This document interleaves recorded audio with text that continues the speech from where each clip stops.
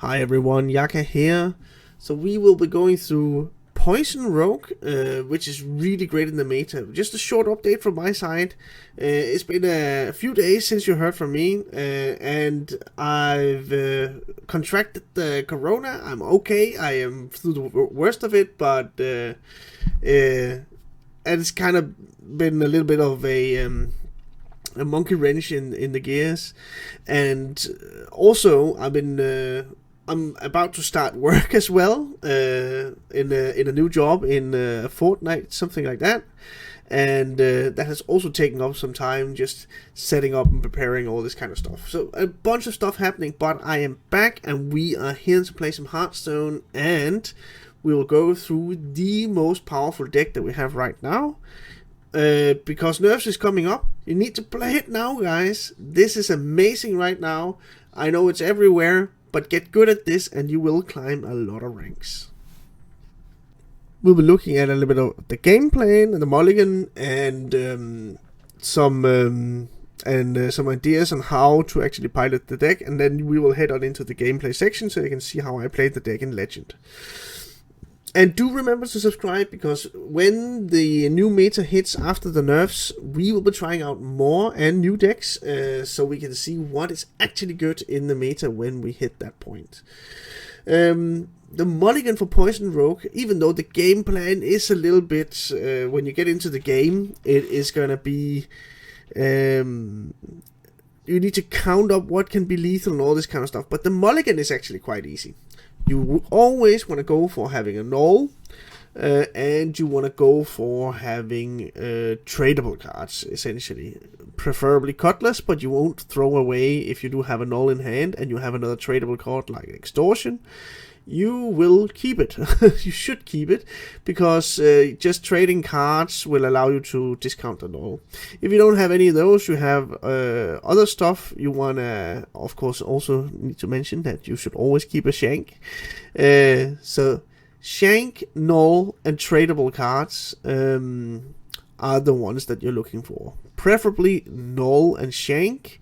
Those are the ones that you really want to go for.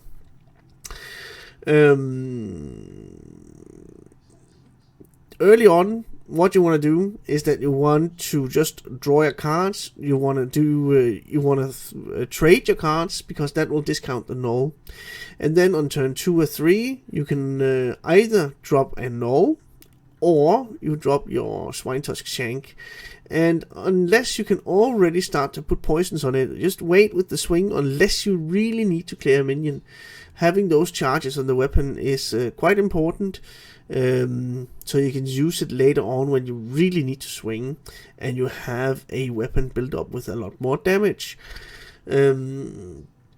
What you have to be careful of, or what you can't really do anything about it, but there's a lot of Vipers at the moment. So if you can swing your weapon after you develop some poisons on it, try to do that as much as you can. But the game plan for the deck, that's one game plan. You can actually punch your opponent down with your weapon, just using your nulls to clear the board, maybe swinging through a taunt, something like that. But you can actually just finish with the weapon on itself. You cloak so your opponent cannot hit you, and then you finish off your opponent with the weapon. That's one game plan. But what I usually see is that with the amount of draw that you have in here, you get your cutting class, you get your swindles and all this kind of stuff. Swindles is actually really good because there's only 4 minions in here, so you can almost calculate, or with a good amount of certainty, which minions you're gonna get. Like the 2 nulls, the Guild Trader, and also Maester, of course, which is the backbone of the deck. It allows you to be another class. But what I want to talk about is Guild Trader, because that's the other win conditions, the one condition that you have in here. So if you draw through your entire deck, and you play Guild Trader, and then you play your Garrotes, and you draw either with a swing of the weapon, which then also deals a bit of damage, or you have a card left in there, and then you trade in a Blackwater Cutlass, then that combo is a Garrote Rogue of the past, where you can actually deal upwards of 24 damage. And then if you also have your Shadowcrafter scabs equipped, then you could do even more damage if you have your wicked stabs as well, because that will also benefit from the spell damage from Guild Trader. So you can do a 1-turn kill, that is 30 damage that we're counting up even before turn 10, 24 plus the 2 from the spell damage, and the second rank in Wicked Stab is going to be 4 damage, so that's the 6 plus the 24 is 30. So you can do a OTK even if your opponent does not have armor but is at full health. You can do that towards the actually mid game. So this is a really powerful deck at the moment. So it's a mixture of poison and garrote. Easy mulligan, the way I see it. A little bit of a game plan towards the middle, trying to figure out when do you want to hit with your cloaks. Do your opponent, the amount of damage your opponent can do to you, does that merit you to drop a cloak? That's the calculations that you need to do over the course of the game. If you're up against a Thief Rogue, it is worth mentioning that you are the control deck here, because they need to be on the board. You try and control the board until at some point you give it up, and then you Cloak of Shadows, you Shadowcraft the Scabs, and you draw through the entire deck, and then you use your Garrote game plan to finish off the Thief Rogue. But that's kind of the game plan there. I think that is enough said. You probably encountered Poison Rogue, but this is my take on it.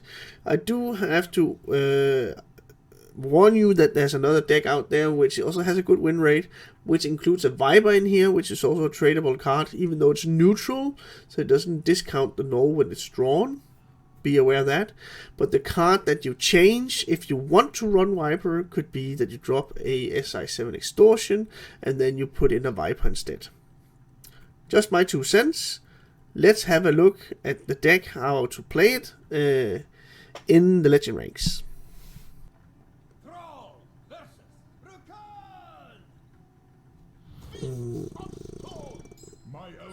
Oh, this is nice. Double Cutlass.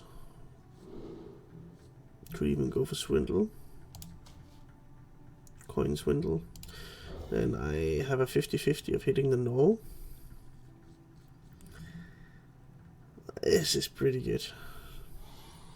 We need to even get the discounts as well.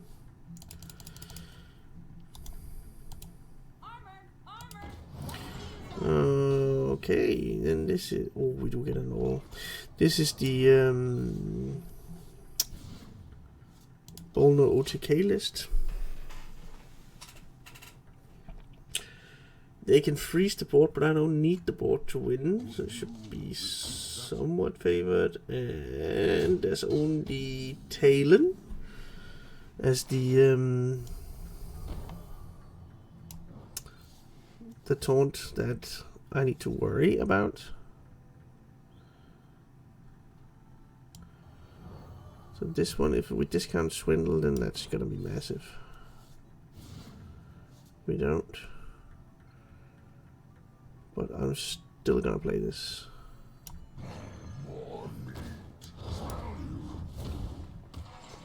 And then we'll go for Swindle turn next turn.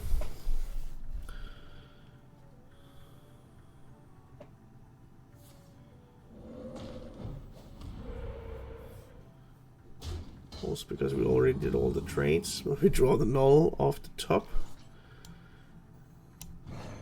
And we're just gonna draw with this one. You can go back. If you go and get me a shank. There you go. Thank you so much. Go really nice. He's not gonna be able to freeze the board, so I want to do some early damage. Or not. He's gonna be able to freeze the board, just not now, unless he uses his lightning bloom, and I guess I'm fine with that. Then we could just do this. Yeah, I don't care about that. I'm just going face, and for a lot. Actually, I want to use all of it because he does have Vipers.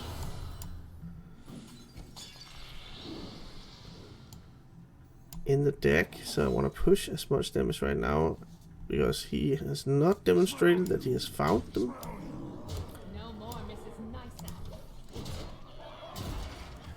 And then I just want to play around Mutanus, which can hit the Guild Trader. So Guild Trader is staying in the deck, just being traded all the time. Unless I need it. The important thing here was the damage. So I am definitely fine with this. Draw is really important. I guess the damage as well. We just want to go in.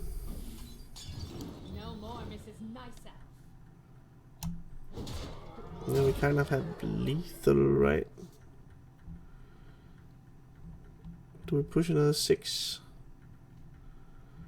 Yeah, he can't heal all that much, so we just want to do this. And then, strictly speaking, if that were the game plan, I should have garroted first. Just for a chance that I could have drawn the 2 and ended the game right now.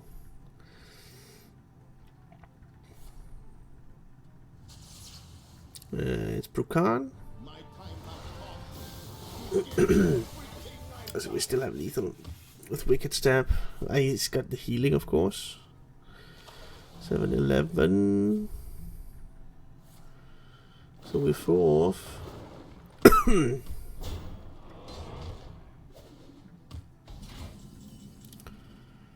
Cutting class. Always do that first.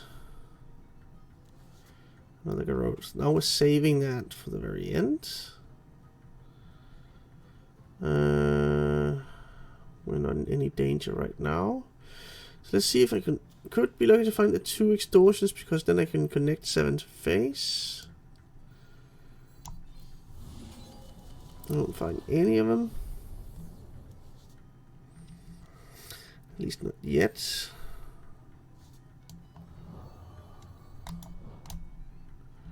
Let's do this. That's nice.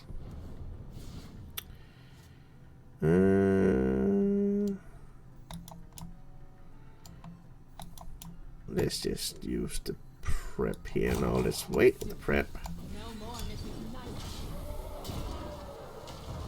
We got scabs for the next turn. You go get the 2 damage, and we drop this.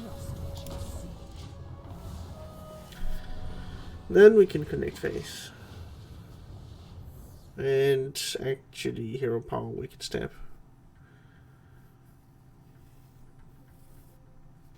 I guess I didn't need to play this, also because his hero power just nulls it, but again then he uses his hero power instead of using other cards.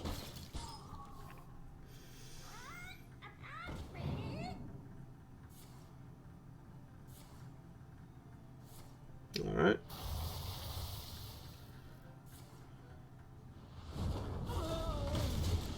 Ouch. Oh, we've got lethal. Off with you. Just use this, I guess.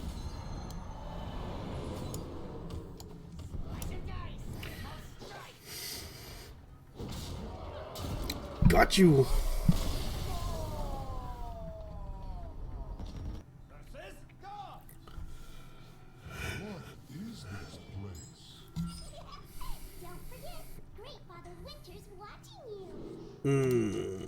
Alright, hero power is great. We got a cutlass, which is great. We got the shank. So now we just need to see if we can find a null. It's actually pretty good.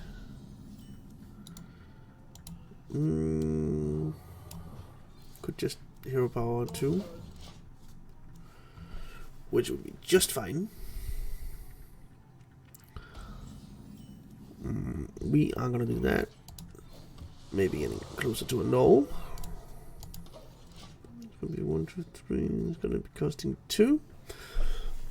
I think when dropping the shank against the druid, I really need to be it's probably gonna be with that. It's gonna be ramp. He has so much armor that I'm actually considering hitting right now. Usually you want to preserve, but I do have charges in my hand, so I just want to hit him now.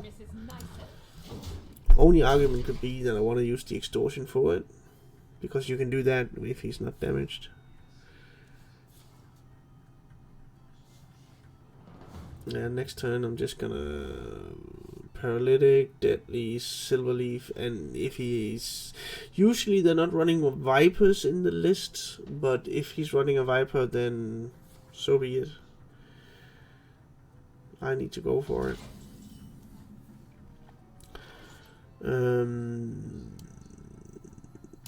There we go.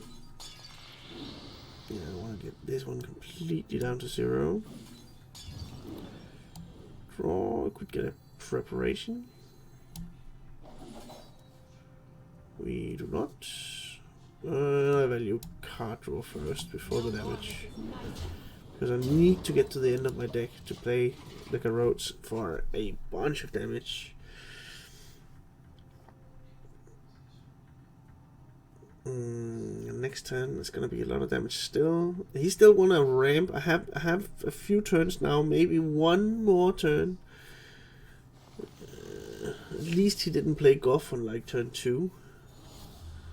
Where's he at now? Does he get taunts? Yeah, he could go for. Oh, it's Guardian Animals. No, oh, he's gotten the. Oh, that one. Dude. You know what? That is quite annoying. Luckily I can do this without taking any more damage.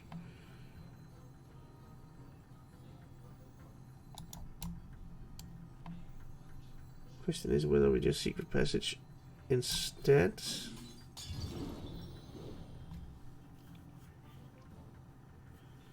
Or on top. Because I could get a couple of nulls here.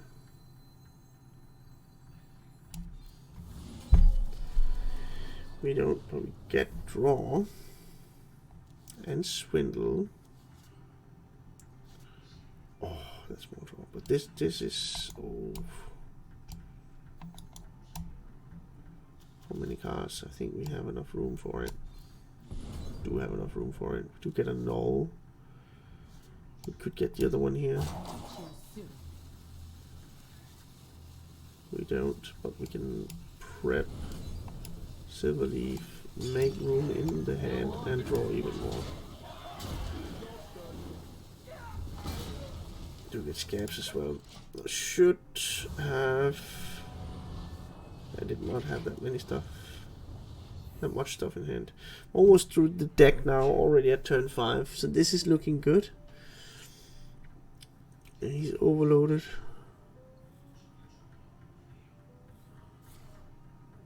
If they get Goff early, then you're kind of on the ropes. But this is looking good.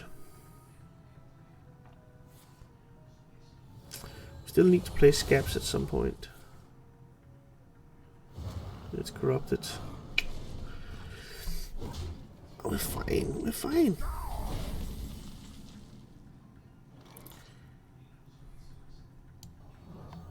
Good trades. We'll be fine. Very cheap. No, there we go. No, I guess we just need to play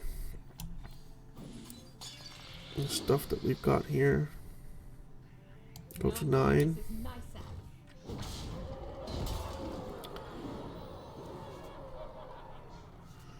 So we can trade one of them and then drop Maestra.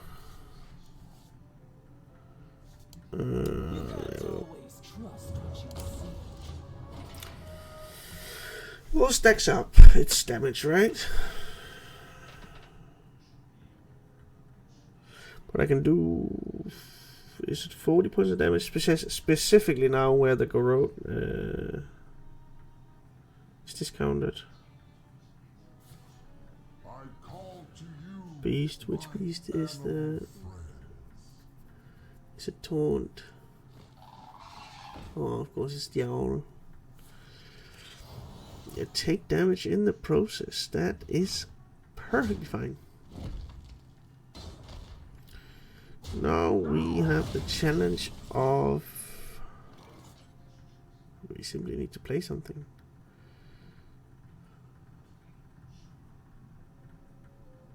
Show me that face. So we are gonna draw 2. We can do this.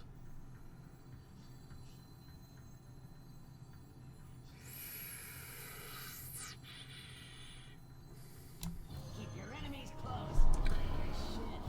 Can I swing? I can swing. But it wouldn't be a good idea actually. Oh, this is annoying. So close. So I need the mana on the next turn, so I can't swing now. Because I draw 2.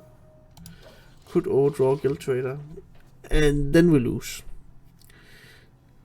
This is fine. He could even Mutinous here and that'll be fine.